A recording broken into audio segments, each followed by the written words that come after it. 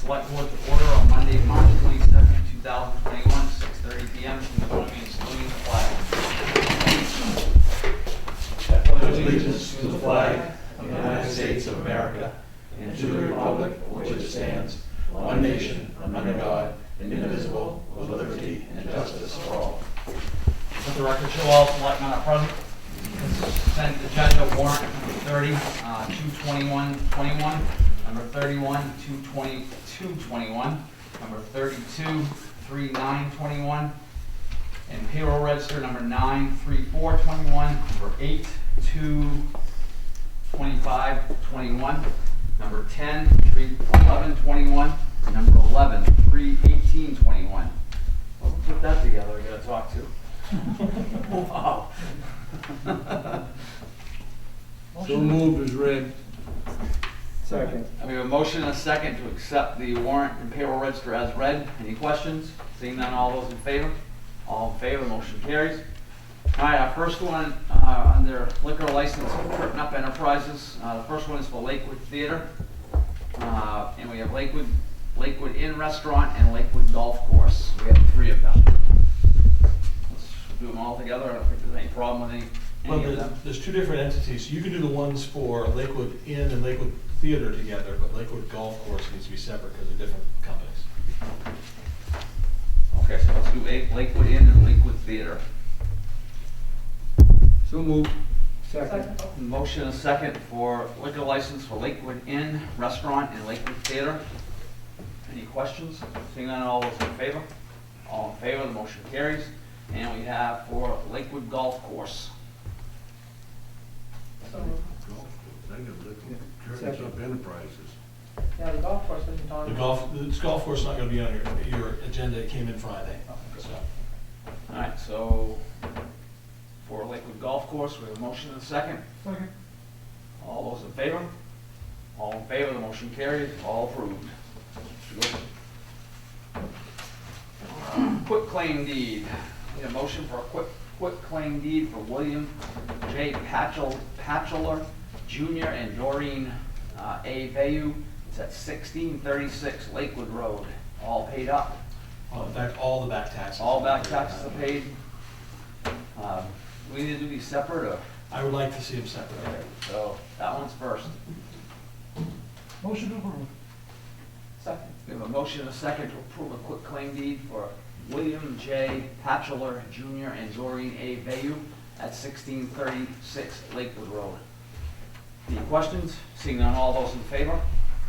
All in favor, the motion carries. All right, we have a second quit claim deed for Christopher J. DeRosa and Doreen DeRosa at 793 Lakewood Road.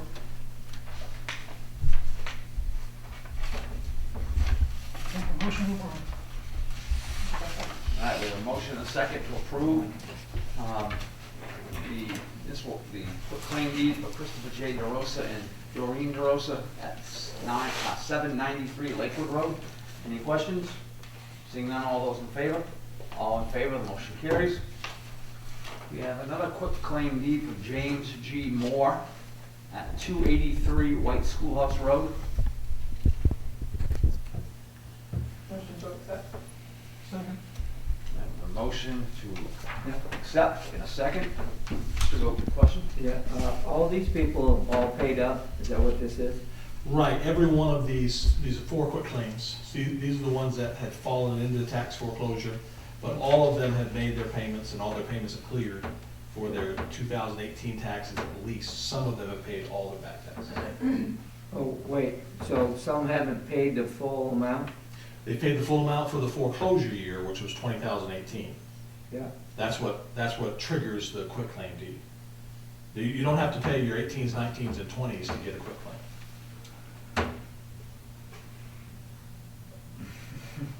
I can't disagree with that, but that's me.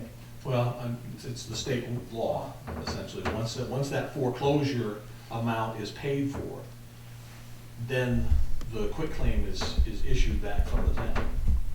So they always, you could live 3 years behind on your tax, 2 years behind on your taxes. About 100 taxpayers do every year.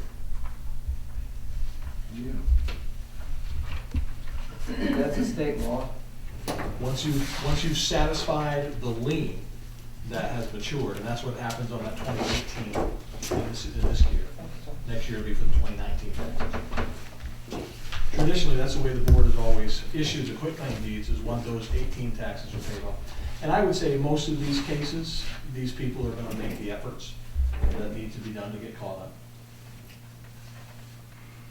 All right, seeing no other questions, all those in favor? All in favor, the motion carries. And we have one last one for Ernest Brown at 15 Hidden Acres Drive. Motion to approve. Second. All right, I have a motion and a second to approve a quitclaim deed for Ernest Brown at 15 Hidden Acres Drive. Any questions? Seeing none, all those in favor? All in favor, the motion carries. Mr. Gopi. All right, acceptance of the meeting minutes from February 22nd, 2021. Move to accept. Second. All right, we have a motion and a second to approve the meeting minutes, to accept the meeting minutes of February 22nd, 2021. Any questions? Seeing none, all those in favor? All in favor, the motion carries. Old business, Mr. Gopi? None. Mr. Moody? Well, it might be in the, I don't know if this is under old business. Gotta be something from the last meeting. No, go ahead. All right. I'll catch up with that, don't worry. Savage. What's that? All right. Item of communication, Mr. Town Manager? All right, just a couple of things to catch you up on. I had a conversation with Marty Berry from Madison Electric Works, and you may have noticed that some of those lamp posts on Main Street have been fixed or replaced. It took them a while to get the manufacturer that could get that exact part, but they have fixed all the ones that were broken or missing, and they've got some spare parts in place. So if you've got any more questions about that, I'm assuming the one in front of your building works now or has been replaced. Oh, yeah, they fixed that right off. Yep. You may have heard on the news or seen online that GoLab, they passed an important milestone last week. They cleared their review of an $85 million bond package through the Finance Authority of Maine. They hope to, that was just the first step in getting that package closed on. They hope to close on that in sometime in May and June. That puts them in position to start installing their equipment this summer and start doing some hiring this fall prior to the end of the year. So that process is moving along nicely.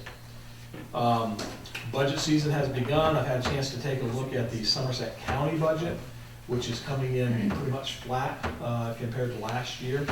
And just about an hour ago, the school board got their first look at the school district budget. And I was invited to come and sit in on that meeting as well. You know, as far as the net difference, there won't be any net difference to the taxpayer from the school budget.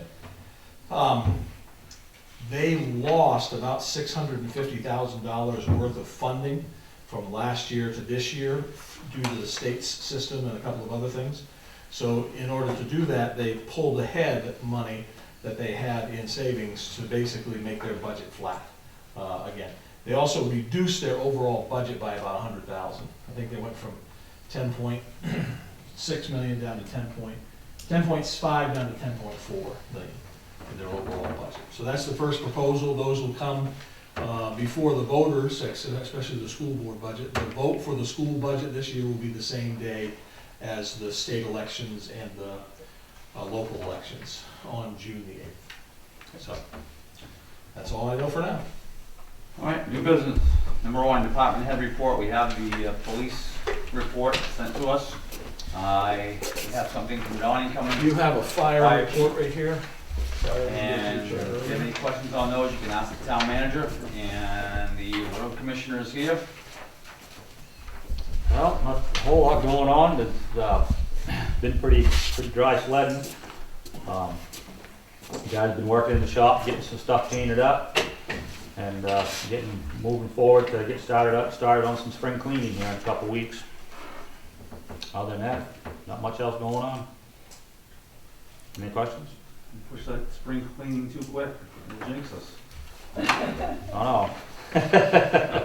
Okay. Any other questions from the road commissioner? Okay, moving on. Discuss sidewalk spraying bids. Mr. Town Manager? So in your packet, you should see a sheet like this that has 4 bids for sidewalk spraying. And this is the spraying of the side. If you have questions about which sidewalks, the road commissioner will probably answer that better. But this is basically the weed spraying as the weeds come up in the sidewalk every summer. Lynch Landscaping has been doing it. They had the contract for the last 3 years.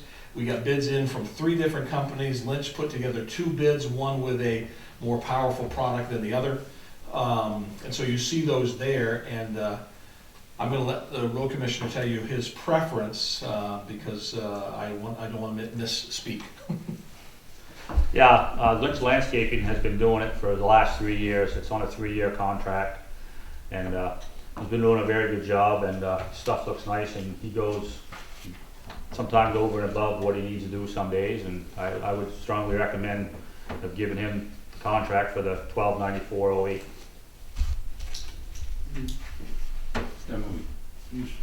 Is he still under contract? No, he's done. He was done last summer. That's why this is here. Exactly. It's once every 3 years, Ron. Okay. Savage.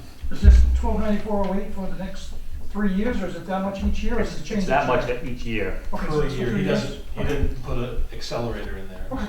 it's the same. So the second one is just a cheaper product, Correct. Right. so we're, all right, yes. Sorry. Whereabouts is he gonna spray? Normally, there's a whole list there, but just some of the main streets, like Main Street, all the avenues, Old Point Avenue, Maple Street, I believe he does Heald Street, in front of the town office. So that's probably about 7 or 8 miles that he does. We don't do every street. And the bamboo on Pine Street is different? That's different, yes. That doesn't get done till the fall. That's a different spray. All right, looking for a motion. I make a motion to go with Lynch Landscaping for $1294.08. Second. All right, we have a motion and a second to award the bid for sidewalk spraying for 3 years to Lynch Landscaping for $1294.08 per year. Any questions? Seeing none, all those in favor? All in favor, the motion carries. Number 3, discuss tax acquired property. Okay, the only piece of property that has not been paid up for the 2018 taxes is the property at 1162 Lakewood Road. Before I left, Mr. Savage and I had an opportunity a couple of weeks ago to go on that property and take a look at it. It's got lots of moving parts in it. So the person who was the property owner does not live there. She lives in another town and she rents this property out. She does not have a lease agreement in writing, but there is a person living there with her children right now. And she's fully aware that the town has foreclosed on this property. She's fully aware that she needs to find someplace else to live. So the other part of this property is it is a mess. There's no easy way to say it. There's just old campers, small campers, sheds just full of stuff, bags of garbage, mattresses out back, appliances out back, and then you have a mobile home that had an addition built onto it, and the addition is held on with come-alongs and straps. And so it's really, and I don't think there was anything in that addition. Nobody was Just more, John. using it. So in the past, this is the issue that the town has wrestled with. Do we sell it like it is and require whoever buys it to clean it up?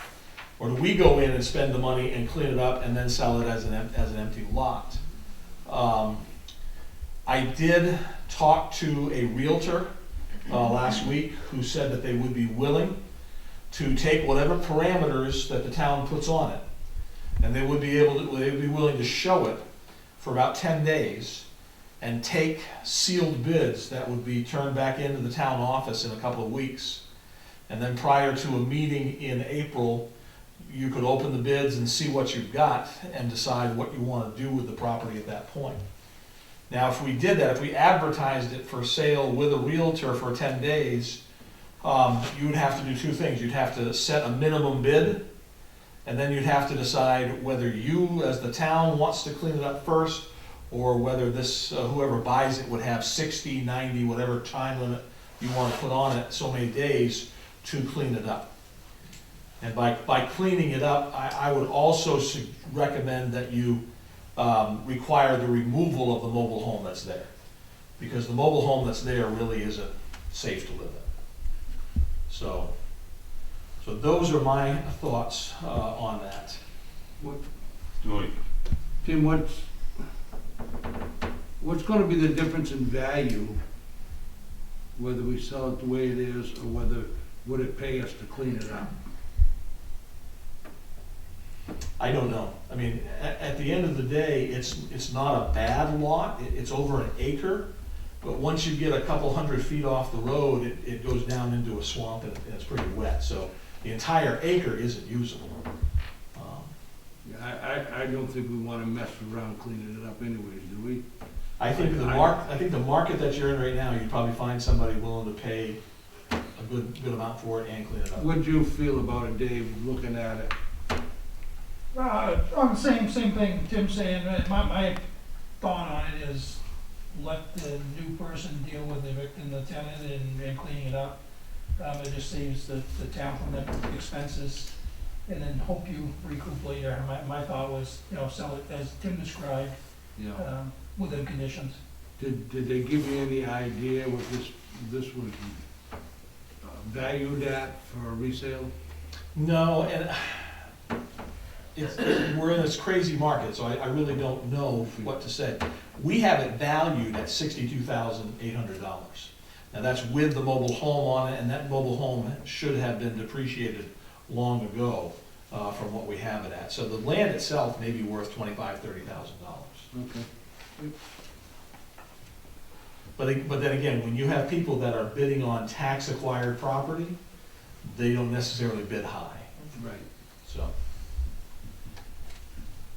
So if we set the minimum price with the parameters of getting it cleaned out, and I mean everything off there. You're not Yes. gonna leaving this little shack just because. So, I mean, we gotta be pretty clear with that. Because we don't wanna get stuck with, looks okay, we'll keep this and we'll take all this stuff off, but, what would you think we should set a minimum price at?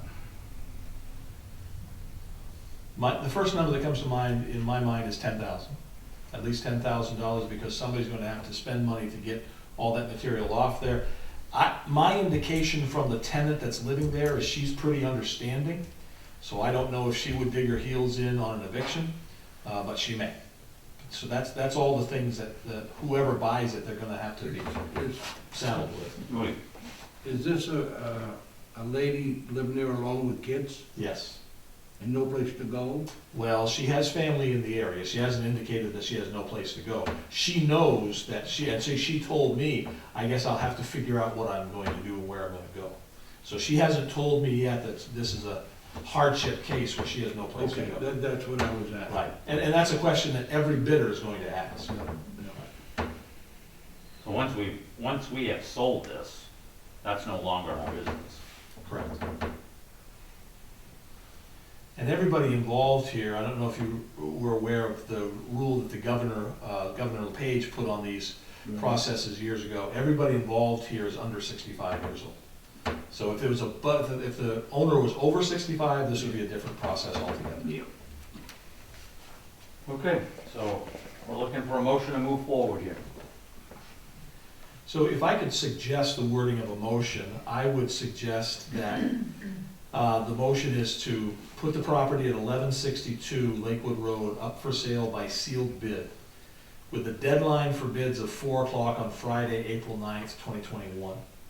And the bids will be opened at the select board meeting on Monday, April 12th, 2021. with a reserve of, Minimum of 10,000. okay, We have an appraised for 32.4, That's the land, yep, that's the land. right.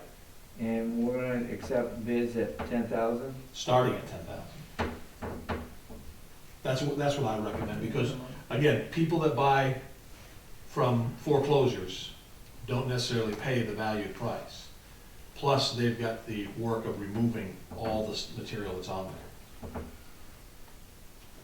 So their taxes, the taxes that are owed on that is $3,065. Yes. And there would be a fee incurred by the town for the services of the Realtor, but not, I don't think anything too much. Well, I mean, we don't have to go 10,000, you can go more, I mean. That's up to you. The only thing You is, wanted to set we the don't minimum get, bid we there. don't get bids. You had an experience in Oakland not too long ago. We did, strange enough, it went for considerably more than anyone ever expected. I mean, almost 100,000 more than we were expecting. It depends on how bad someone wants it. And from a previous meeting, I know the town manager mentioned a neighbor was very interested in that property. That may be more value to him than anyone else, to prevent the same thing from going back in there. So it's really dependent on what someone's willing to pay. And then the real estate market it doesn't even make sense. I mean, everything is selling for 50, 60% more than it's worth. right, And from seeing typical demos, I wouldn't be surprised to see them, the amount of material there they're gonna tie up. I would say probably between 6,000 and 10,000 probably cleaning it out. You're looking at a couple roll-offs, and an excavator is really the easy way to pick up the amount of debris there, put it in containers and have it hauled off and pay whatever the fees are for disposal.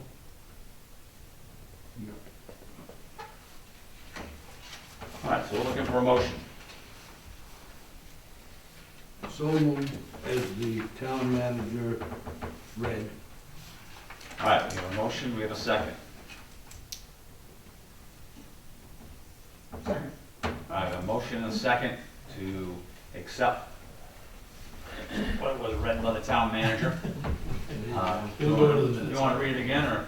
Right, just put the property at 1162 Lakewood Road up for sale by sealed bid, minimum bid $10,000, deadline for bids on Friday, April 9th. And then the bids will be opened publicly at the select board's meeting on April 12th. So do we have to get anything about cleaning it up, cleaning the property off? or- We will have all that worded in the advertisement that we give to the Realtor. Okay. All right, any other questions? Seeing none, all those in favor? All in favor, the motion carries. I will send a notice to the occupant that's there and also the two people that are listed on the deed, so that they'll know what your decision was. And the neighbor. And the neighbors. Yep. All right, number 4, discuss setting the town meeting date. So this is the work of the select board, even though we typically do the second Monday in June every year. This year it's a little different because the second Tuesday is on the 8th. So that means the second Tuesday is when all the state and local elections are for school board, select board, all that.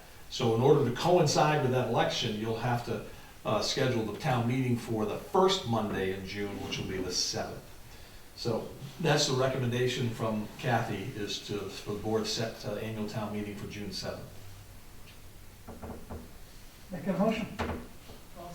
I have a motion and a second to set the town meeting date as Monday, June 2nd? 7th, I'm sorry, 7th, 2021. Any questions? Seeing none, all those in favor? All in favor, the motion carries. Number 5, discuss ordinance updates for town meeting. Letter A, the needle exchange. Okay, so this is the bulk of your paperwork that you should have received in your boxes. And I did reach out, and I think we have at least one guest with us, yes. Betsy Richards works for Somerset Public Health, and she works specifically with opioid-related issues. She kind of helped me go through needle exchange programs and explained how they came about in our local area, especially in Skowhegan.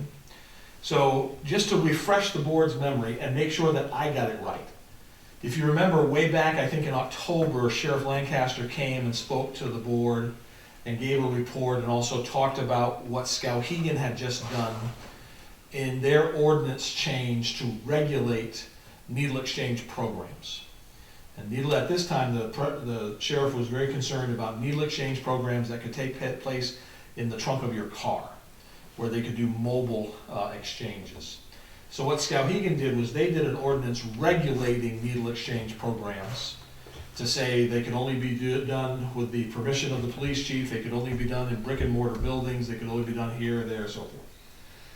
So when I came back to this board with a recommendation, I recall the consensus of this board saying, we don't want a regulation ordinance, we would rather have a prohibition ordinance to say, no, we don't want needle exchange programs of any kind in Madison. Does anybody else recall it that way? Mm-hmm. Okay. These masks, it's tough preaching to people in masks, because I don't know what you think.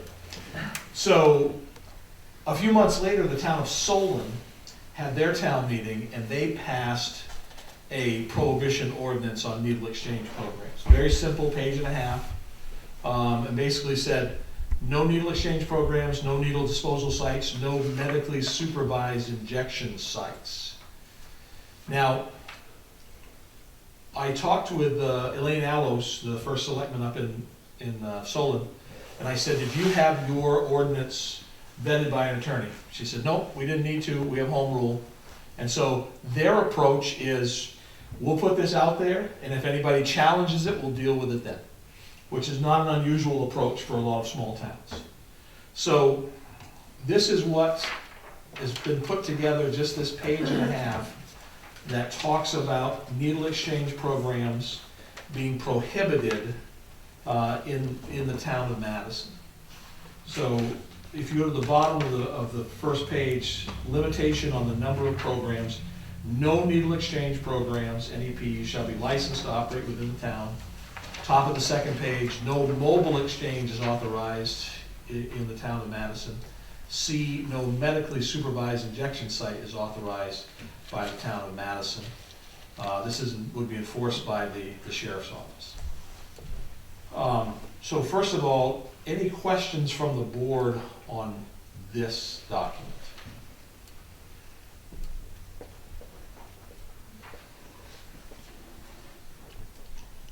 This is something the sheriff is okay with? I believe the sheriff's recommendation is that each town should consider putting some sort of ordinance in place. I don't believe the sheriff's in a position to recommend one over the other, as long as there's some regulation or some structure in place. Is he okay with enforcing? Oh, yes. All right. I did want to give Betsy the opportunity to speak. Betsy's joining us by Zoom. She's done a lot of work with the needle exchange program. She knows a lot more about them than I do. And I just wanted, for balance sake, I wanted the board to hear, because we don't get a lot of public input on this, I wanted the board to hear the other side of the benefit of the needle exchange programs. So Betsy, if you are there, go ahead and introduce yourself and tell us a little bit about what you know. Sure, thanks, Tim. So thank you for having me come in. So as Tim said, I'm Betsy, I work for Somerset Public Health, and we were awarded a grant. It's a Rural Communities Opioid Response Grant. It's a 3-year grant that we have, and it's working with members of Somerset County to create systems for services, to put services in place for people suffering from an opioid use disorder or from a substance use disorder. So part of our core group of folks that we've been working with has been the Sheriff's Department, KBH, with Kennebec Behavioral Health, KBCAP, Scout PD, and Health Reach, and of course, Reddington Fairview. So the collection of us, of our group, we realized that Somerset County really is at risk for having breakouts of HIV and hepatitis. We do have a growing number of folks that are are using injection drugs, and using opiates in general. We know that kids are starting using prescription pain pills at a much younger age because they're getting them from their household. And oftentimes that will lead into injection drug use, often because it's cheaper. And our opiate deaths are on the rise, really across the state, and even in Somerset County, our numbers are going up. And the pandemic hasn't helped. Things are getting worse for people who use drugs. And we know that drug addiction is a brain disease. It's not a moral failing. There's some rewiring that happens when people use drugs, and they can start from a prescription. So the harm reduction strategies are really about, we know that people are using drugs, so how can we teach people to use drugs safely? And every opportunity that people come in contact with service providers is an opportunity for them to have a discussion about starting their recovery journey, whatever that looks like for them. So needle exchange programs are one of those programs that offer people the ability to see folks on a regular basis because they're exchanging equipment out and getting new equipment, which from a public health perspective, we don't want people sharing needles. And we don't want people throwing their needles on the ground where folks can step on them or animals can step on them. Needle exchange programs offer people containers to put their used needles in and then exchange them for new needles. They exchange that and get new needles. So every opportunity that somebody comes in contact with a provider is that option for recovery or recovery discussion and can help people along their way. And there's many types of harm reduction strategies to be able to keep people safe. And not just those that use drugs, but certainly junkie public as well, to be able to keep those folks safe. So one of the questions when Tim and I was talking and I kind of posed to him was, we know that there are people in Madison that are using injection drugs. We know there are kids in Madison that are using pills and other forms of drugs. So by prohibiting altogether a needle exchange program or even safe disposal sites of needles, what are the alternatives? Have you come to any discussion or conclusion about what to offer the people in your community that are struggling with the disease?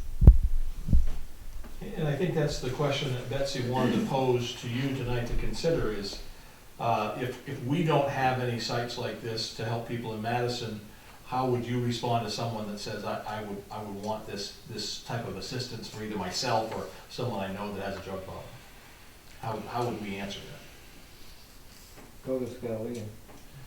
Well, one of the options could be some of the resources in Skowhegan, and they're a bigger service area. Transportation's an issue. So if you have somebody that doesn't have reliable transportation and they can't get to Skowhegan and can't continue their services in Skowhegan, then what do y'all? KB Cap. Baby Cap will get them to and from medical appointments, assuming that they're up and running and they have the availability to get them.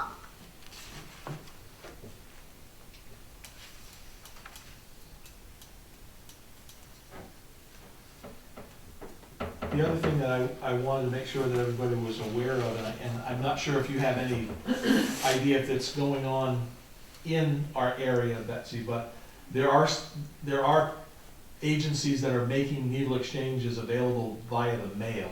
Is that correct? That is correct. So one of the governor's executive orders during the pandemic at the very beginning was allowing organizations that do harm reduction organizations to send needles through the mail. So we have heard that, so kind of at the beginning of all this, there was an organization that received the contract from Maine CDC to provide a needle exchange service in Skowhegan, which is really what kind of prompted everything in Skowhegan. It was an organization out of Portland that was coming up to do it. So they had already made contacts with people in Skowhegan. So we do know that they are in fact mailing needles to people in Skowhegan in lieu of a needle exchange program, because there is not one currently in Skowhegan. So they're mailing the needles. I talked to one of the providers recently. It's for patients that are receiving the clean supplies.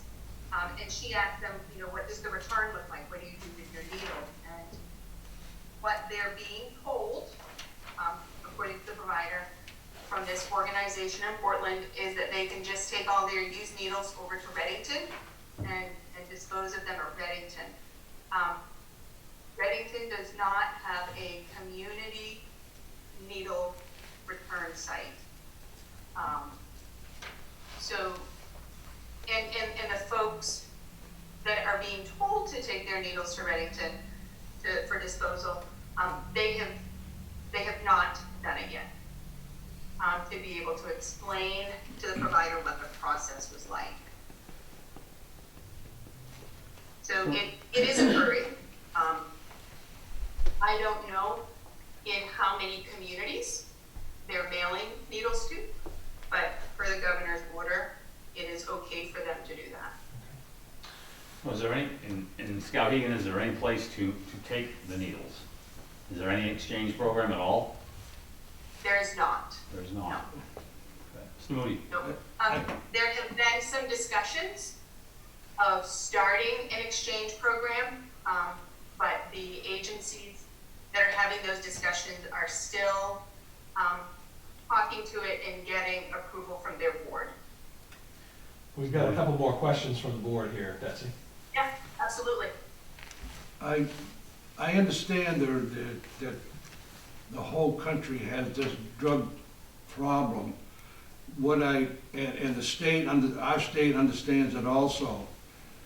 With that in mind, why is it being fed out to the towns to take this responsibility and not the state providing these areas for this exchange to happen? It's like a double-edged sword as far as I'm concerned. I understand what you're trying to do as far as the Hep virus and all that, but at the same time, if the hospitals aren't even interested in providing a place to receive the needles and not setting up programs in places like that, I think DHHS has an obligation to address this more than the towns, and are more experienced and qualified to do that. I'm leery of doing it in a town, and the reason being is that I would be afraid of it enhancing a person that is injecting drugs to keep that problem ongoing, because it's so easy to get the needles to provide the drug injections that they need. But again, I don't think it's the burden of the town to do this. We have a state and a DHHS, and we have doctors and hospitals, and if they're that concerned, I guess I don't understand why they're not providing these places if this is what they want to do. I don't think it's a good program. So I can tell you that Reddington was approached on doing a needle exchange, and there were several things that kind of played into it. Yes, Reddington thought it was a good idea. Yes, they felt that it was a necessary thing to have within our community. So they're bound by some regulations that I didn't totally understand, but I took their word that they have some regulations with the critical access hospital with what they can do. And we're running into a space issue already at Reddington. So because it needs to be in really a practice all by itself, we just didn't have the space to be able to do that. And we had talked about, having it run out of our office, but we have a landlord. And our landlord is not Reddington Fairview. So it was our landlord that didn't want it on their property, so we had to respect that. But we do have the support of the medical community in that this is a necessary service. And we also know by talking to our friends at Maine General runs 2 needle exchange programs. They have one on Green Street in Augusta, so it's in the community, and they have another one that's in the basement of their hospital. And they have learned that their program in the basement of the hospital is not well attended. Not a lot of people go there. And there's been other studies that have talked about exchanges in hospitals are not, people don't go because they're in a hospital. So that people who are injecting drugs are, unfortunately, some of the folks are successful business people. And they're injecting drugs to get through their day, and they don't want people in the hospital to see them coming in and out of a needle exchange. So for their privacy, they would much rather go at an exchange that's located elsewhere and return their needles. And that was interesting in that what you just said, that there are people that don't want to have other people see that they are, or find out that they are using drugs. But when you say something like that, it's like those people that want help will go to these, whatever exchange program or wherever it is. This person you're just talking about does not want help. They want to continue the drug problem that they have, and they just want to be having clean needles so they don't get any sicker than they are, and we're helping them out with that. I'm all for helping out somebody that wants to help themselves, but these people, there isn't a large amount of these people that want that help because they're not asking for it. And for some reason, I think this program here is going to somewhat enhance those people that want to continue to get their clean product. So I want to be sensitive of Betsy's time and the board's time, and just remind the board that this is just the first of many steps in the ordinance process. If you so wish, you'll schedule a public hearing where you can discuss this even further. But does the board have any other questions for Betsy at this time?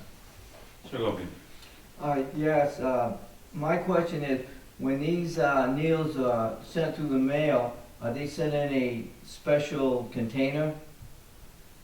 It's a great question. I don't know how they're sent. I know I had the opportunity to talk to this program in Portland for quite a bit, and what they told me is that when they do an in-person exchange, they give people the box that holds the number of needles that they're being given.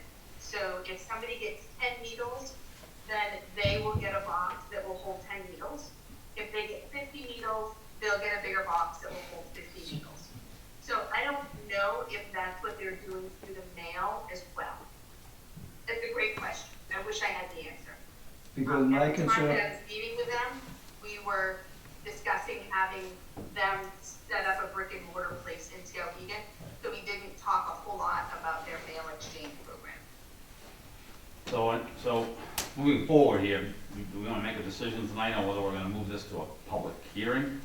Right, the next step, if you want to continue with this ordinance as it was proposed, as a prohibition ordinance, if the board want to continue with that, then you would just by consensus say, okay, we need to schedule a public hearing on it. After the public hearing, then you would take a motion, if you wanted to take it to town meeting.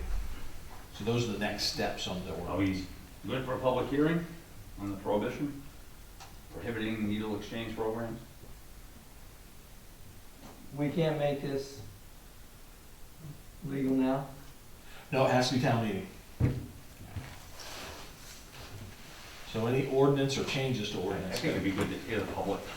There's that public. And you're not, Maybe not. I talked to MMA about this, you're not required to have a public hearing before you take an ordinance or a change to town meeting, but it is highly recommended, especially something like this. I agree. I think it would be good to hear what the public has to say. Yeah, and About so this, because- we'll put out notices, and maybe I'll rely on Betsy to help, find some of the contacts that I wouldn't normally send this information to, but I think residents in Madison on both sides of the issue probably need to know what's going on. Right. And honestly, if it helps, I mean, there are some things that we can do as well. We can help provide just public education about this, because there's a huge misconception that I'm still learning about with needle exchange and even harm reduction strategies. I was one that really struggled with harm reduction strategies to begin with. So we are able to provide education to folks about different harm reduction strategies and what that looks like. And even talking about different programs that are available. We have a patient navigator who meets with people and provides information to people as well. And she can connect people to resources. So I guess before any decision is made, just think about what do we have as alternatives to make sure that we can help the folks in your community. I spoke with our patient navigator before our meeting, and she has met with people in like Madison, Anson, North Anson, and I get that Anson and North Anson isn't kind of part of your problem, but people in those communities that struggle with substance use disorders and opiate use disorders, they reported to her that they just don't feel that they're supported and that there's any services for them to be able to access. And it's a challenge for them to sometimes get Muskogee to make their appointments. So just kind of putting that out there as well, so you have that perspective. And and I talked to the health center to see how quickly they could get somebody connected to services that wanted it. And to get folks into the Madison Health Center who receive services for substance use disorder, it could take weeks, if not up to a month or more. So what does a person do with their needles? I mean, is it they dump them on the side of the road? I mean, is that the alternative? Yes. I think in some of your worst case scenarios, either you're reusing dirty needles, borrowing or sharing with other people that are, in the same boat, or you just throw them on the ground. So. That's a problem for us. California had such a bad needle problem. They had to, before they play softball or baseball, they have to go out on the field and round up all the needles off the field, the infield. Okay, so before we get to that point, do we need to not? Even the way that the ordinance is worded, it prohibits even putting out any containers for people to put used needles in, so it does keep them off the ground. So again, kind of completely prohibiting that altogether. As a community, what do you have your thoughts about picking up these needles? Because the way Maine.gov puts it out there is that it needs to, if somebody finds a needle on the ground, they're supposed to mark it off and then call the EPA or local law enforcement to come pick it up and dispose of it. But we know that there are people in the community that see them and they pick them up and dispose of them. They don't know where they dispose of them or how they dispose of them. So I did talk to the sheriff's office about this, and that is the process in Madison. If someone sees a needle on the ground, they can call the sheriffs and the deputy will come out and dispose of it properly. And I believe law enforcement does that across the board. It's hard to know how prevalent a problem this is. Just from, hearing people's stories and following it on Facebook a little bit, like Facebook Community Matters, every once in a while somebody will report they saw a needle on Preble Avenue, they saw a needle down the boat landing on Nathan Street. When I talked to the sheriff's office, they didn't think it was a big issue at this time, but they also, recognize it's a problem. If people are picking up needles and throwing them in the trash, then the people that are handling the trash, are at risk as well.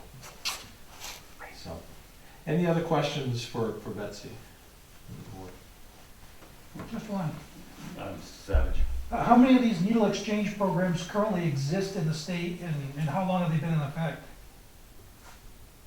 Again, great question. There are several organizations across the state that do needle exchange programs. I know that the organization Main Access Points out of Portland, they cover up to Washington County, down through, I believe they cover into York County as well. I'm not sure what agencies cover, kind of the interior and the northern part of the state. So where these programs currently exist, have you seen a reduction in overdose or drug use? Oh, absolutely, yeah. Yeah, there has been, and that's what the literature also says as well, that needle exchange programs really do, they encourage people to seek recovery services. So it does reduce folks continuing their use. And there was I had sent Tim a little bit ago resources about Scott County, Indiana. They were very similar, completely prohibited all needle exchange programs until they had an HIV outbreak. And Scott County, Indiana is very similar to Maine. So they ended up implementing needle exchange programs to get it under control at that point, because they were not prepared to deal with an HIV outbreak. They do work, which is why the Maine CDC is, they are funding these programs to have needle exchange programs across the state. I guess I got just one last comment. Has anyone taken into consideration maybe working with the methadone clinic in Waterville? I know people from Somerset and Franklin County, they seem to make it there every morning for their medication that is supposed to be helping with opiate addiction. It seems like a pretty good place to do the same thing at the same time. I'm not sure. I know I reached out to the methadone clinic just to kind of inquire and get some information from them, and I have not had any luck whatsoever in getting any return calls back from the methadone clinic. Our friends at Maine General have had attempts as well with a methadone clinic, and it was the same response that I got. Okay, just seems like a good place. I mean, that's what they're supposed to be treating. Right.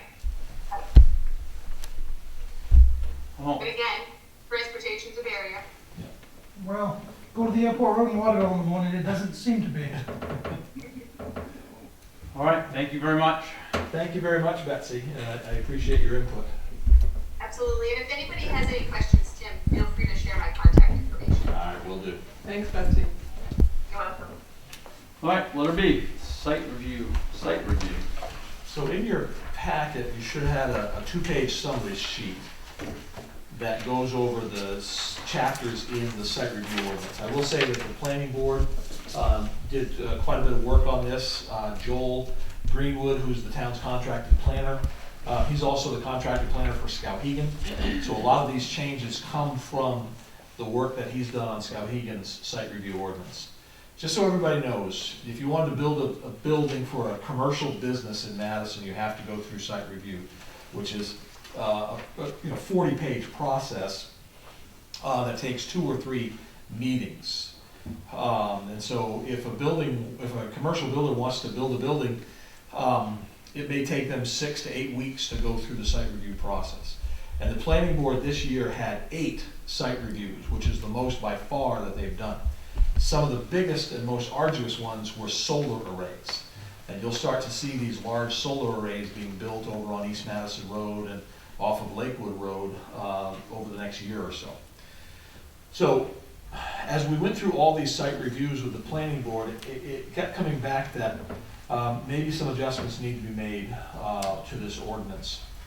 So on this little cheat sheet here, I just wanted to touch on some of the big changes. And probably the largest one is the second point on this sheet that says create a list of 7 criteria that site review applies to. The current ordinance right now, any commercial building regardless of size and any addition of 800 square feet or more requires site review.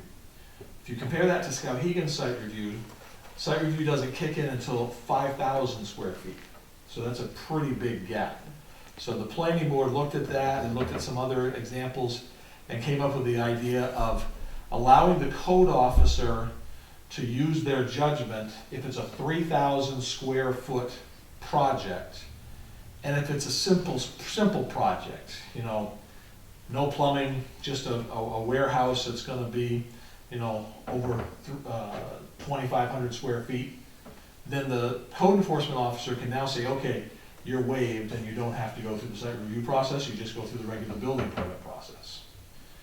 Now, if it is a complicated project, like a lot of complicated wiring, a lot of complicated plumbing, and it's less than 3,000, the code officer can still say, all right, you need to go through the site review process. If you're doing a battery storage unit, which is very complicated, and a fire hazard, you need to go through the site review process.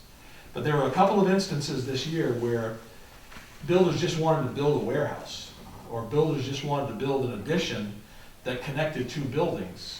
And the site review process ended up costing them more money. In one case, I heard back from the builder that if I had just gone in to buy it to get a building permit and I didn't have to go through site review, I would have saved about 20% of this project, because in the course of that 2 months, building materials, the cost of building materials went up. So the planning board went back and forth on this and set a minimum of 3,000 square feet to be that threshold. And that will really free up the planning board from doing a lot of work that doesn't apply to a project, because right now they're bound by the ordinance. The planning board can't say no. They have to say, yes, you have to go through the site review process. So that was probably one of the 3 biggest changes to site review, to set that threshold. A lot of this is really just clarifying other things. We wanted to add in there that the contracted planner could do more to help the planning board and review. We wanted to take out some of the more restrictive requirements on public hearing notices. We were spending hundreds of dollars on multiple newspaper advertisements that really were not as effective as sending direct mailers to all the abutting landowners. That was much more effective, so we made the newspaper advertisements an option rather than a requirement. We always required Mylar copies, and a Mylar copy is that hard, heavy plastic copy of a site plan. Very few people use those anymore, and so everything's saved digitally, so now we made the Mylar copies optional. And on the second page there, on page, in your little summary sheet here, the reference to page 25 was a pretty big deal, because the old site review ordinance was very confusing on financial guarantees. And we were requiring everybody to come up with a letter from their bank that proved that they had the money to do this. And so we had to separate that language out to explain what's the difference between a bond and a financial guarantee. And not everybody on the planning board understood the difference between those two.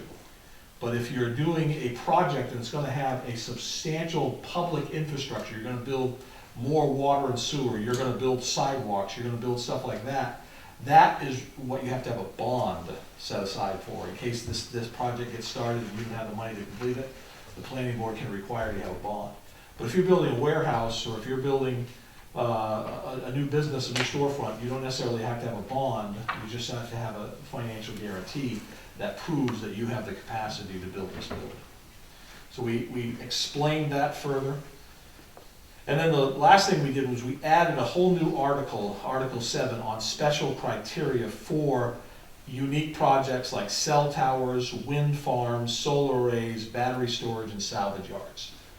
None of those things were specifically in site review, and we've done so many of them over the last couple of years, we really had to add specific language, especially for what do you do when this solar array is no longer in service? How do you decommission it? Who pays for the decommissioning? How is that done? What if there's hazardous materials? All of those things we added into site review so that they could be dealt with. So that's a very quick overview of site review, and I just want to see if the board had any thoughts or questions on that. The majority of the planning board was in favor? Yep, they're all unanimous on the change. Unanimous? Okay. And I think Randy is here tuning in. Randy's an alternate member of the planning board. He attended all those meetings.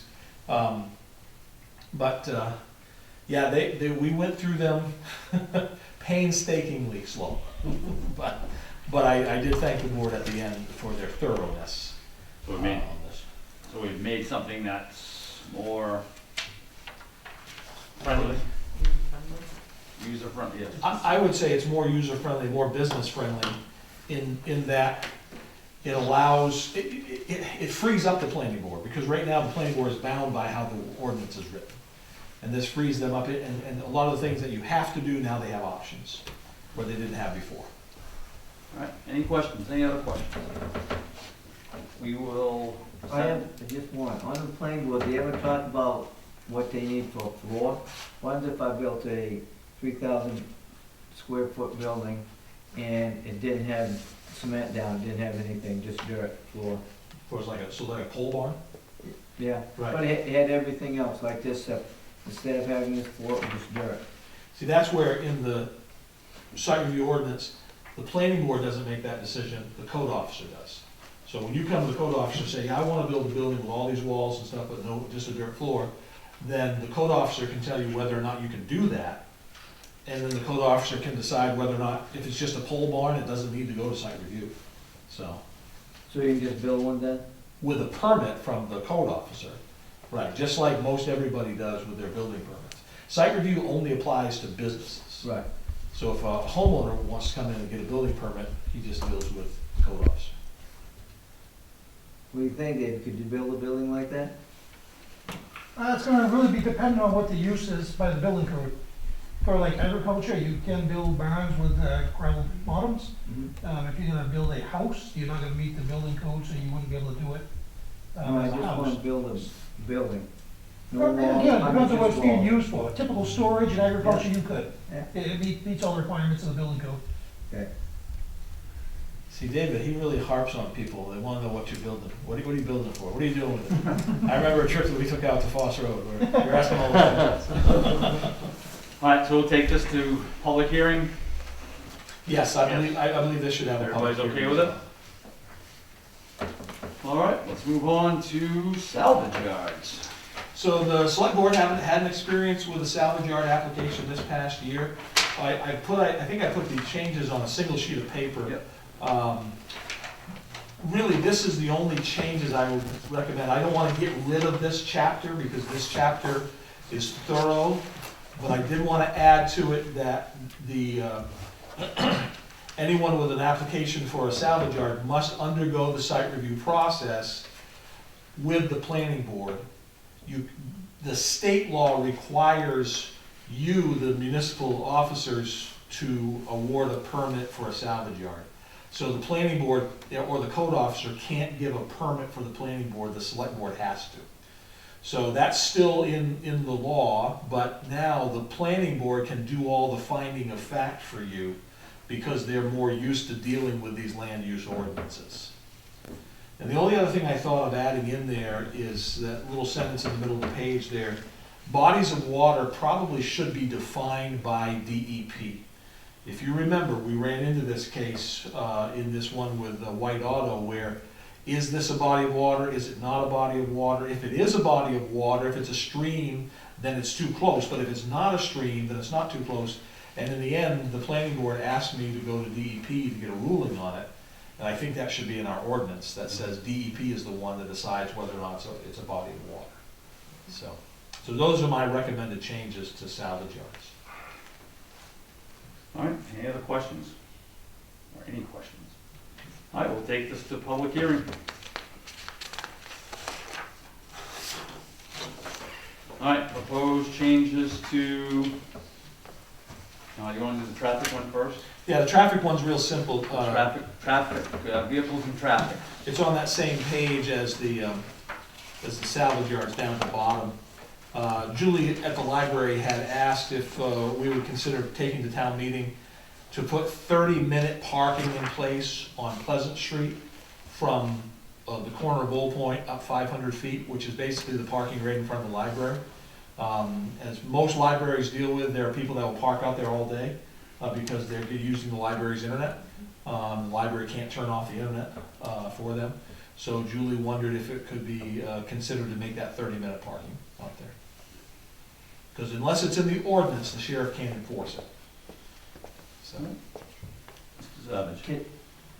Savage. Is she aware of the changes where she really has to be the complainant and write out a statement to enforce parking with the changes in the sheriff wanted previously? she would have to initiate the complaint, right, just like a business downtown. Is that something she's willing to do? I mean, if not, are we wasting our time? I mean, No. we got no parking scattered all over town, and I don't think there's a whole lot of enforcement. She's willing to initiate it. You know, Julie? She's already got a short list. Mr. Gopi. Yes, we're gonna put up another 30 signs on that strip there. I mean, coming into Madison, like right now, driving downtown Mass, we start at, get on top of the hill and you come right straight down. Man, there's so many no parking signs, it's ridiculous. I mean, I like reflectors, bicycle reflectors. So you're talking about the ones in the downtown area? I'm talking the ones that start from Madison Junior High and go all the way down over the hill. Yeah. We spent quite a bit of time on the, Quite a bit of money. well, those signs have been there for quite a few years. Yeah, we just updated them, put newer signs up, changed a few around, some were outdated, parking areas and so on, but. But we had complaints about downtown businesses not enforcing, like people park their car out front all day. And so the sheriff said, unless you've got it in an ordinance, I can't enforce it. So you had to change the ordinance, and then this board decided, well, if you're gonna put it in the ordinance, you're gonna enforce it, you're gonna have signs. So, But the businesses downtown are not gonna go out and tell you to move your car.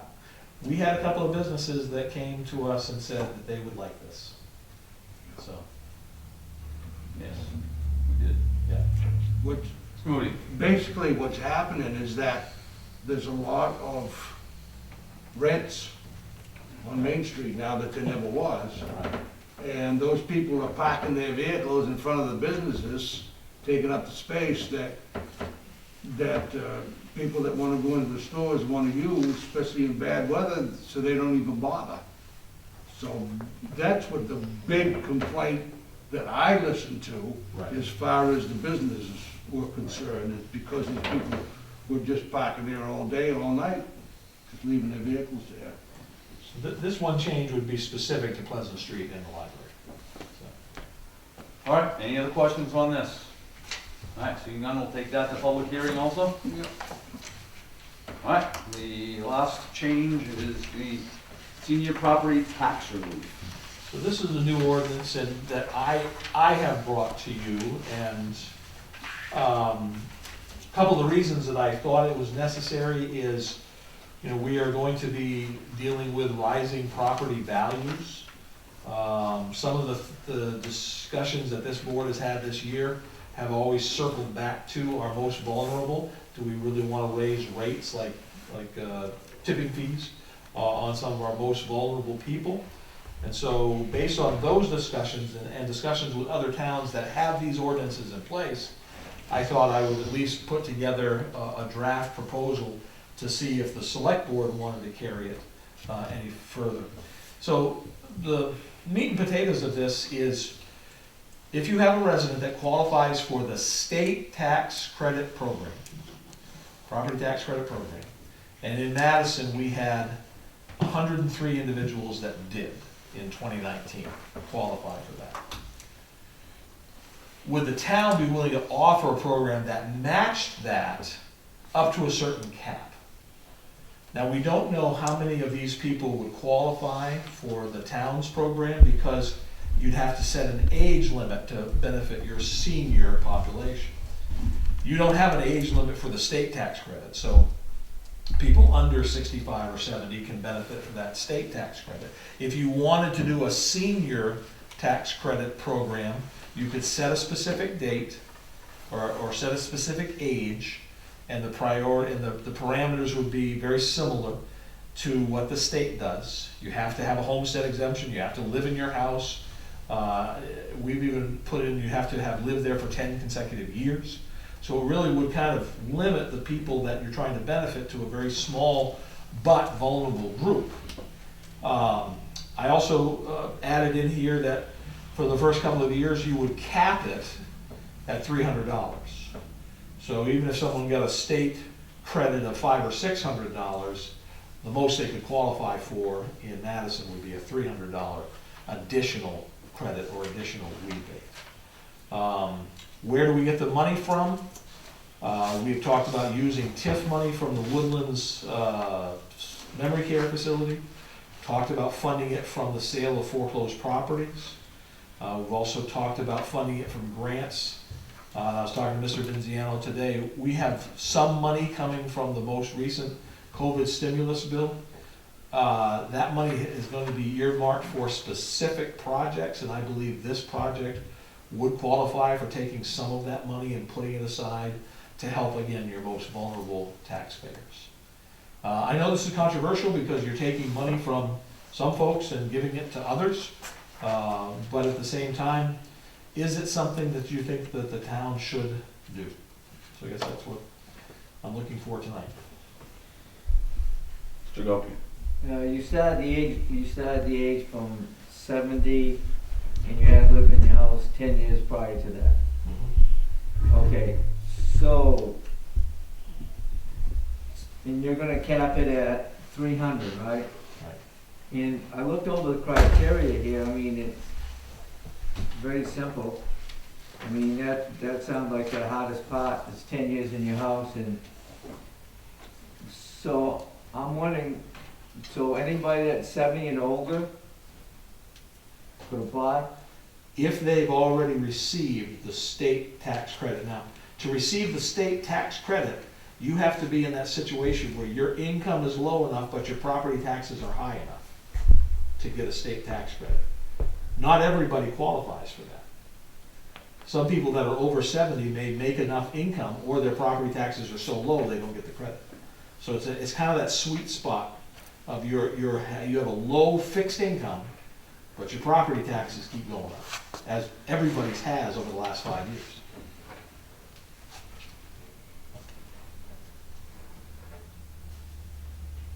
We do have some property on Lakewood that we have on one side, somebody's bought it for this large amount, somebody's bought it on this side for this large amount, and I'm sitting in the middle with my family homestead that I can't move out of or do anything with, and I don't want to sell it, but I can't pay the taxes that my friends on either side of me who have similar type houses. I mean, that's the way I look at it.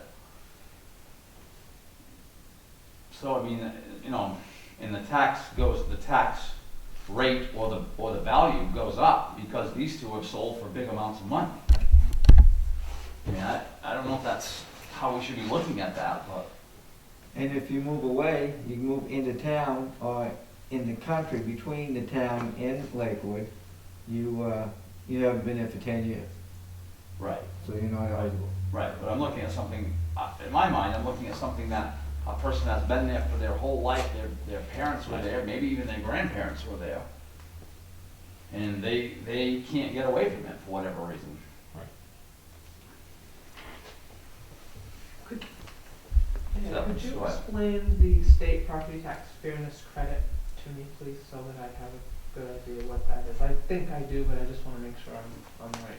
So when you do your taxes, you can fill out a form, and that form will ask you, what was your income? And then it'll ask you, what did you pay in property taxes? And then it'll calculate whether or not you qualify for this credit. And then you can take the credit right there on your income tax. Yeah. So if it calculates that you got a $500 credit, then that goes right into your income tax return, and it lowers the amount you pay, or it increases your refund. Gotcha, okay. According to Maine Revenue, 103 residents in Madison received some credit when they did their taxes, and the average credit was $498. So it's a pretty substantial credit for 103 people in Madison. And those people all had to be in their property for 10 years? No, No. no. So the state doesn't require the 10 years, but the state does require you have a homestead and you live where you live in the property you pay taxes on. So the 10-year mark is something that I copied from another town. And that was maybe something that they discussed in their process. If you think that that needs to be adjusted, we can certainly do that.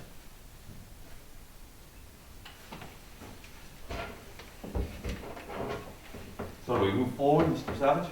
Yeah, I got just a comment. I mean, I just hate to develop a program for these people, because most of the people that we're talking about, they know where every penny of every month goes year round. And if we don't have funding in a year from now or 2 years from now, and the paper mill hopefully doesn't beat us in court or Eagle Creek, they're gonna lose this program.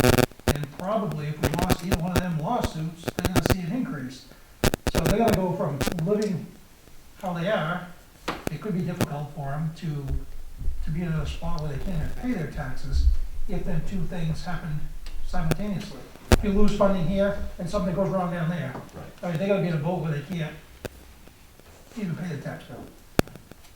Right now, they're planning for it, the state's giving them a little bit, the homestead exemption, and I know back, one of the previous select person knew more about it than we did, but there was someone on this end of town that was getting the homestead exemption, and she weren't even living there, and she was renting it. So how easy is this program gonna even regulate? She was like a nursing home or something, she was getting a homestead exemption, and she was renting her property, it was just, Right. it just didn't, there's no way to really control what people do. Yeah, that's my concern with the whole thing. It's a good idea, like I said, I understand exactly what people are saying, but they're my concerns. Put it on the homestead exemption. I know we're getting off the subject a little bit, but on the homestead exemption, what does that save a person? What does that save a household? 25. Right now, it's $25,000 off your Oh. valuation, so at $21 a thousand, it's about $525. So is that something that we should be, as assessors, looking through and seeing people that have that don't have that? I mean, is that something I should look through, or we should look through and see who doesn't have it and ask why they don't have it? Right. So right now, we have about 3,000 properties in Madison. Now, those include land only properties. And we have 1,100 homestead exemptions. So most of your homes around the lake that are second houses don't qualify for homestead. And so you take the 800 houses that are in the village area here. If it's a rental property and the person that owns it doesn't live there. So there's a lot of houses that don't qualify for the homestead. I will say that Shirley and Deb Chandler have done a really good job over the last couple of years catching up on who is given a homestead credit that may not deserve it because they've moved or they've left or they're renting it. So we've cleaned a lot of those up. And at the same time, whenever I have an opportunity to talk to somebody, and usually that's because they're not paying their taxes, I usually try to make sure that if they do qualify for a homestead, they are getting it. So if we look through that list that's online, and we see somebody we think should get it, we should bring it to you? Yeah, if you want to go through the commitment book, that would probably be the easiest way to do it. And the commitment book shows you the land value, the house value, and the exemption. So if you find So one if that they you live don't- somewhere else and they have the address of they live in New Hampshire and they have an address in Madison, that means they don't get that. Right. Unless they're getting it in Madison but not getting it at their other home. We had a situation like that Deb was just talking to me about yesterday, that there was a couple that were trying to get the homestead in Florida and in Madison. Now, the homestead in Florida is a big deal. And so if you want to choose between the two, you take the one in Florida. But they realized, because Florida called us and said, hey, did this person have a homestead in Madison? Because they've got one in Florida. So every municipality looks at this as close as they can. Okay. I was Go ahead. curious about a statement you said about a lot of the properties around the lake don't qualify for homestead. Well, Unless you live there. Right, Yeah, okay. you have to You're let- right. that has to be your primary residence. Okay. So if it's a seasonal home, it A doesn't lot of them, qualify. yeah. Gotcha. All right, so are we looking at not going forward with this? Is that, Mr. Gopin, question, sorry? Yeah, with the one on the state, what's the age limit on the state, 55? There isn't an age limit on the state. So to receive So that, those 103 people could be 40 years old. they could be, right. So that's why I'm not saying that if you need to fund it, you fund it for 100 people. I'm saying split it in half, fund it for 50 people at $300, that's $15,000. So, I certainly understand the concerns about where the money comes from. I think we have some opportunities to use some funds that are available now to try it for a couple of years, but again, I'm bringing this to you. There's no one person or one group that's beating down my door. I'm just recommending it because I know property values are gonna go up. All right, continue forward or not? Consensus? Savage? Too many unknowns for me, I don't like it. Go ahead. I like the concept, but I just don't see it being a big problem if we haven't had people looking for it. Okay. I guess. So is it a solution in search of a problem, which they say in Augusta? Mr. Moody?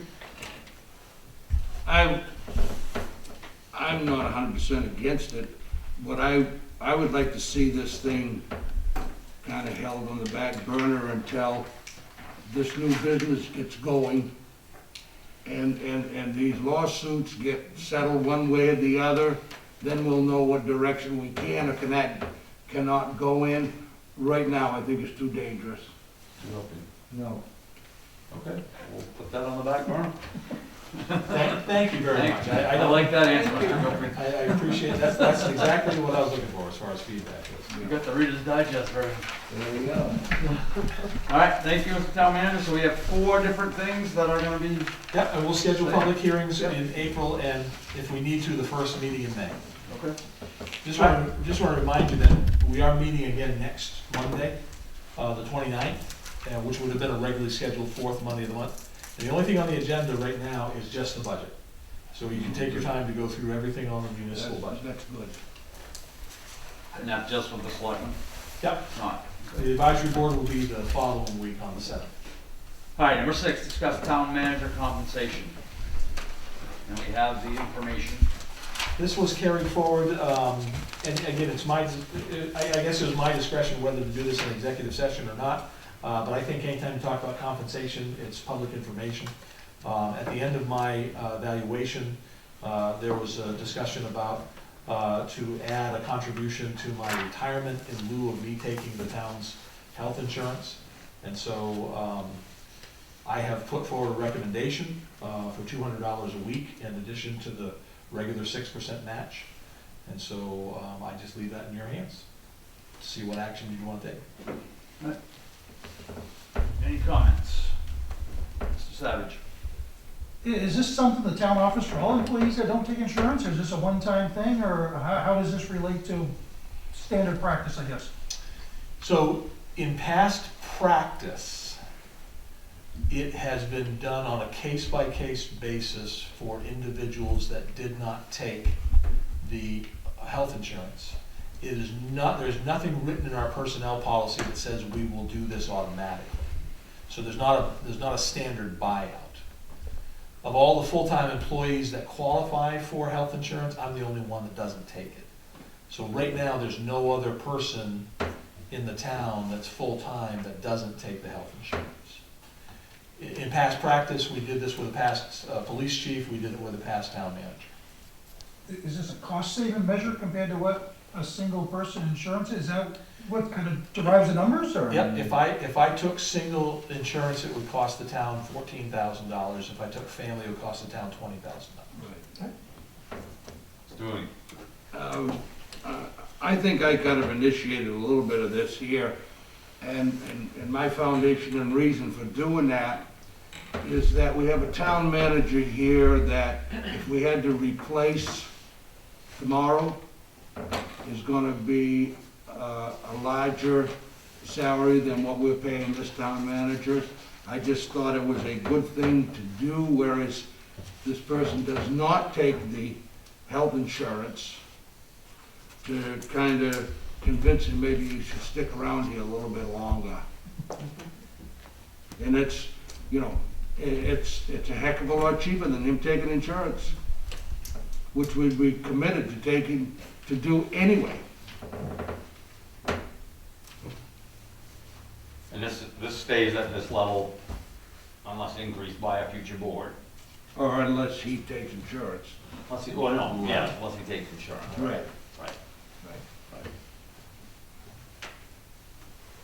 Any other comments? I guess just another comment. I don't know if it'd be a bad thing to offer this program out if it saves the town money. I mean, maybe there's an employee out there that does have insurance, but they could get insurance that ain't quite so good with their husband, wife, whatever, because they want the extra money to pay taxes. Right.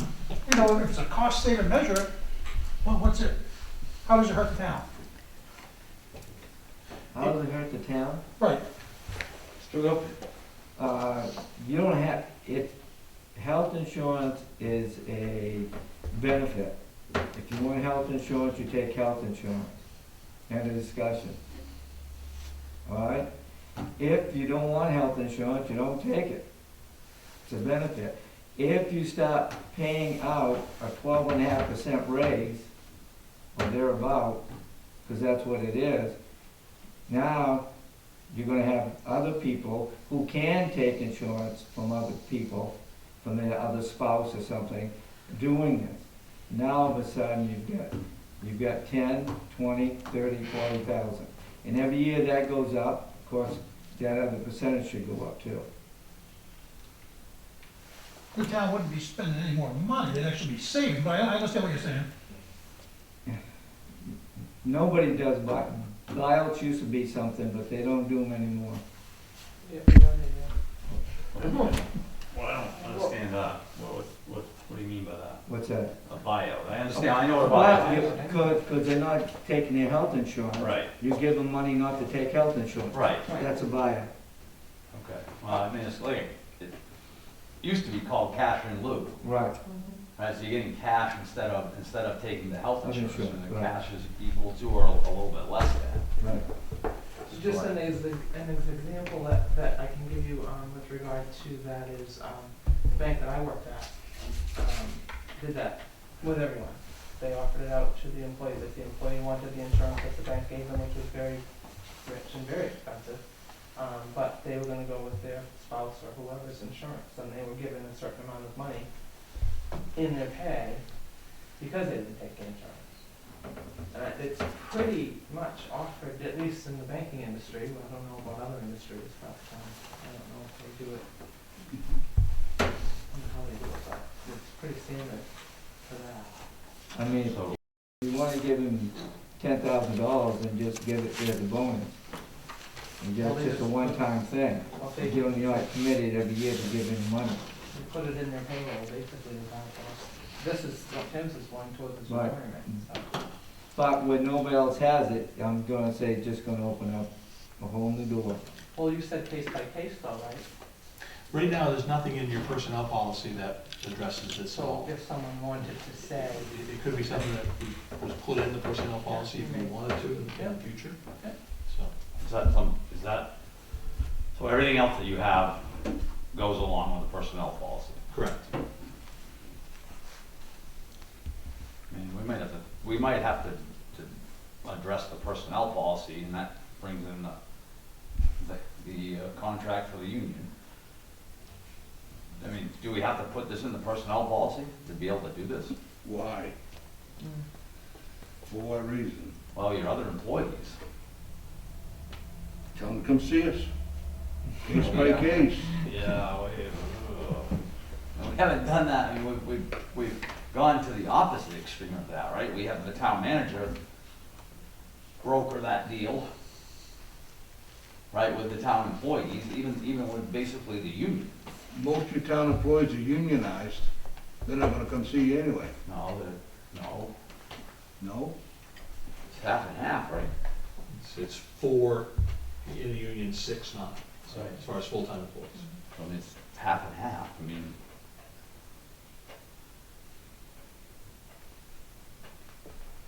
I don't know. Could you call it, I don't know how to word that. Maybe just call it something else. I don't know. I don't know how in the past that was handled. With either the town manager before or, not previous town manager, but the town manager before that. I don't know how that was handled. I don't even know if I was part of that, the original. As far as I know, this has been done before. Right, yes, it was done with the town manager, not the last one, but the one before that, right? And then it was done, I believe, with the police chief Mm-hmm. at one point, Yes. so. It's been done. And that worked.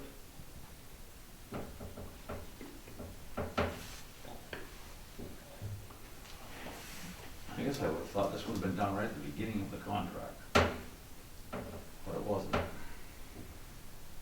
When you say the beginning of the contract, what do you- Beginning of your term as being involved. so just make sure everybody's on the same page. Previous town managers have had contracts, I have never had a contract. Yeah. So I've always worked basically at, the pleasure of the select board with the personnel policy. Isn't it so that if you live in town, you don't need a contract? If you live out of town, you want a contract? That's up to the board, I don't. Well, that happened once You with, don't have a contract? with a How come? person. Well, it's a, what's it called, at At will? So it's not So a you can be contract. fired, Just cause. Yep. You gotta have just cause. That's what it's called. I know what it's called. I'm sure, but I know what it's called. All right, anybody wanna make a motion, or?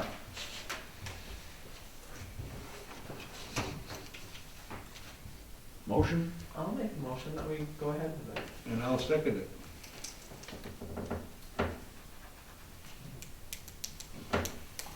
All right. Should go. This is why he needs a contract. Things like this. Yeah, I don't, I mean, If you should have his own contract. And then you can put things into his contract, which the other people cannot have. you might be right.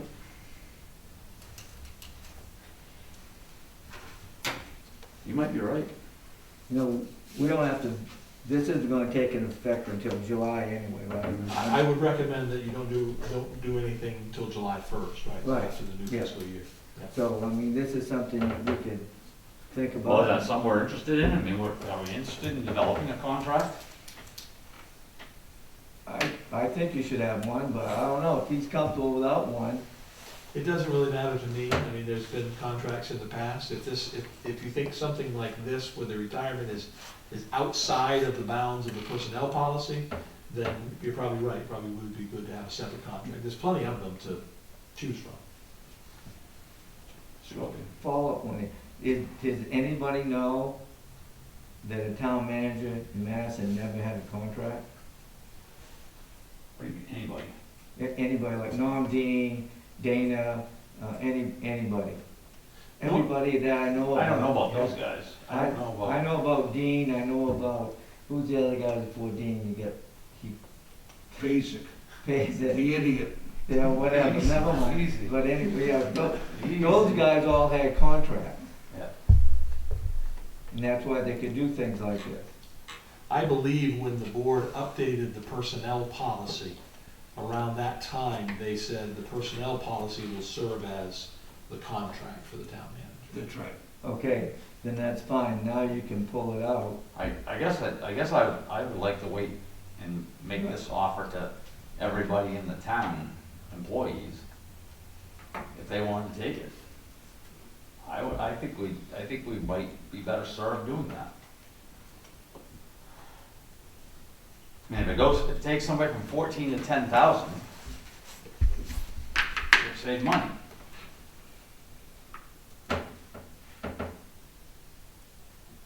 Am I wrong? Can you, What's that is? I'm doing the same what math does you the are. school, what does the school district do? I think you either take the insurance or you lose it. Right, take it or lose it. I think. That was, I was on the board when that happened. I don't believe, there might be one or two people left, but I think, because that was quite a discussion at the time, because there was a lot of people doing it, and I think the board ended up doing away with it probably 5 years ago, 6 years ago. Yeah, I think there might be one or two left. Yeah. Even if now there's that many.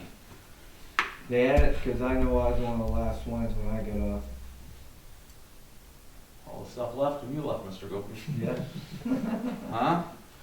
I'm definitely not against that. I guess maybe that's what I alluded to at the beginning. I'm not against it. It just seems like it's a good way to save some money, and I think it's a way we can almost regulate it too if more people get on board with the buyout, because we know insurance is going up next year. And the buyout, if we set it at 10,400, nothing says we have to change that number. And the only other thing I would say is, if someone's gonna participate in this type of program, is they should have to at least show they have some type of insurance with their spouse, or a private insurance or something, so they're still covered. It shouldn't be, I just go without to get the 10 grand, that shouldn't be. Is that part of the motion? Why don't we just think about this and bring it back? Okay, well, we got a motion on the floor, so Oh, we we gotta, do? You want us to? if you'll take, will you take your second back? I'm just supporting her. Whatever she wants to do, I'm All right, supporting. we'll take it back, and we'll think about offering this to everybody, and then we'll come back with a motion, putting it in the personnel policy, I believe. Does that sound okay, Tim? Sure. Okay. That doesn't All right, matter. and we'll see how that affects the union workers. I have no problem, having this discussion, publicly, so. All right. All right. All right, looking for motion to adjourn? I'm sorry, they jumping the gun here. I know Mr. Moody's got something. Mr. Gopi, any concerns? Let's see. Yeah, I'm going back, and you guys mentioned the sidewalk. Are you going to ever pave or do something to Main Street? Not in the near future. You're not gonna do any filling those cracks or anything? Not unless they're bad enough. I mean, we normally take care of the worst cracks, but there's no plans to overlay any of the sidewalks. We're gonna do the sidewalk on Madison Avenue this year, from Main Street up to Bean Street. We did Maple Street last year. How about by the corners in front of the? Yeah, we're gonna have to do something there. I see that's heaved On up Main pretty Street. bad. Yeah, but Like- yeah. Because we did Cumberland Farmside a couple of years ago, because that was in the same position. And thing in Cumberland Farms, can you paint like a line where the sidewalk's supposed to be? So those guys don't park on the sidewalk? I mean, if you're walking up through there, you got cars right up onto the sidewalk, so you're almost out of the road. At Cumberland Farms? Yeah. Yeah, we could put some. No, not at Cumberland Farms, at the Big Apple. Oh, the Big Apple? Yeah, right across from the Yeah. library there. Yeah, we could stripe that when the striping guys come up, and when they do the crosswalks this summer. Yeah, so those cars won't park in the sidewalk. I don't know if they'll still continue to do that, but. Okay? And the other one, we talked about demolition and stuff like that. We talked about possibly having a construction, like we have a trash pickup you know, those trash haulers come in and they pay $250. Can we do the same thing for construction? So, They have to haul, if they're gonna haul construction to Madison, but they don't bill the construction to Madison, they bill it to whoever they're picking up the construction from. that's the way it is now. Oh, so you don't have to have the construction permit? No, you don't have to have a demo permit. You have to have a demo account at either Waste Management or Casella's or wherever you take it. You know, the thing that you're trying, the abuse that you're trying to stop is people taking demo to Waste Management and charging it to the town. Right, Because well, right now, they're not supposed to. why not, can we get another 250 people, either people that haul demolition? They have to have a license, like to haul trash, you have to have a license, to haul demolition, you have to have a license. Usually it's the same license from DEP. Oh, okay. To do both.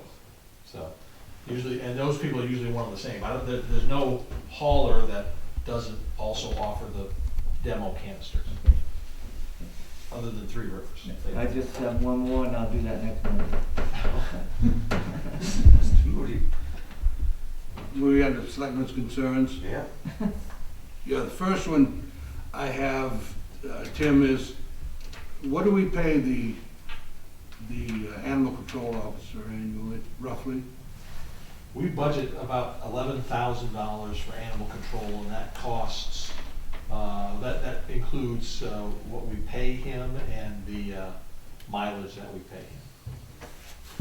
Well, I think we're paying him too much, and the reason being is that I had an engagement with him last year, which I got negative results out of. I've been in contact with him again this year. I've got negative results out of him. He can't seem to make a decision because he's always got to go talk to Tim first, see what we can do. Right. A lot of these ordinances and state laws are black and white. But he doesn't seem to have any initiative to make a move. And in my situation, on my complaint, if I keep listening to the noise keep listening to, I'm gonna rock his boat pretty hard. Well, the one move he has made is to tell me he's not going to be the animal control officer anymore after January. That does not break my heart. However, However, finding a replacement Yeah. will be very difficult. it ain't gonna be any difference it is right now, Okay, because we're not getting nothing done. okay. The fellow that does animal control for us has done it for a couple of years. He does Rome and Smithfield as well. But just like assessors, code officers, animal control officers, they're nearly impossible to find. I understand that. But either you're gonna do the job or you're not gonna do the job. If you're not gonna, then I can understand that. Okay, Hey, that'd be a good job for you. that's my first complaint. The second one is that I'm sure that the road commissioner has voiced my concerns a little bit. About Hayden Street? Yeah. Yep. We talked about it, and I don't know if Jeff has told you his proposal or not. Well, I have spoken to the road commissioner and advised him that I had some concerns and I wanted to bring him up to date before I blindsided him anyway.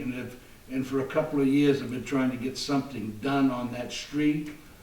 If anybody can show me another section of a street that's worse than that, boy, they're doing well. The holes out there in that pavement are so deep, he has to fill them with dirt, sand. If I lived on that street, I'd be here every meeting. I'm not saying that, and I've been kind of addressing this for 2 years, I'm not saying we need to do it all at once, but we need to get started to do something out there. That's a mess. It really is. I don't know why people's mufflers aren't coming off. God forbid if it stays there and somebody goes through there with a bike, because they're not gonna stay upright. Yeah. It's that bad, and I'm not exaggerating, but I wanna know if we're going to give, or when this year, we're going to give that attention. skim coat ain't gonna work. Right. We're gonna have to spend some money. You wanna tell them your plan? Yeah, we do have a plan together, Ron, after speaking with you last week. We're gonna go out and we're gonna do some light ditching on both sides of the road to take care of the water. The problem out there is the water. The water's got nowhere to go. That road hasn't been maintained out there other than overlays probably for the last 30 years. And we're gonna cut some trees down on the left-hand side of the road to let some sunshine in there. And those banks on both sides of that hill, we're gonna cut some of those banks down to get that water off the road. And on the other side, toward the Naomi side, we're gonna widen that out probably another 4 or 5 feet so you can get 2 vehicles around that corner and up over the hills. So we're gonna be starting on that, and then overlay, after we get those projects complete, we're gonna overlay the road. And that should take care of the problems. Well, you showed me movement and I'm happy. And that will be one of our first projects after spring cleanup, after it dries up, because the frost doesn't come out of the ground out of there too early because of all the trees and the shadiness. So that is one of our first projects on the list, and I've got money left in some capital paving from last year that we can spend out there. Thank you, appreciate it. Yep. Randy's Road? Yes. It goes towards Randy's. Yeah, he's on the corner there. All right. Just around the corner. He must be slipping. Mr. Savage? I got nothing. What? I'm all set. Citizens concerns, anybody? All right, seeing none, looking for motion to adjourn. Some motion.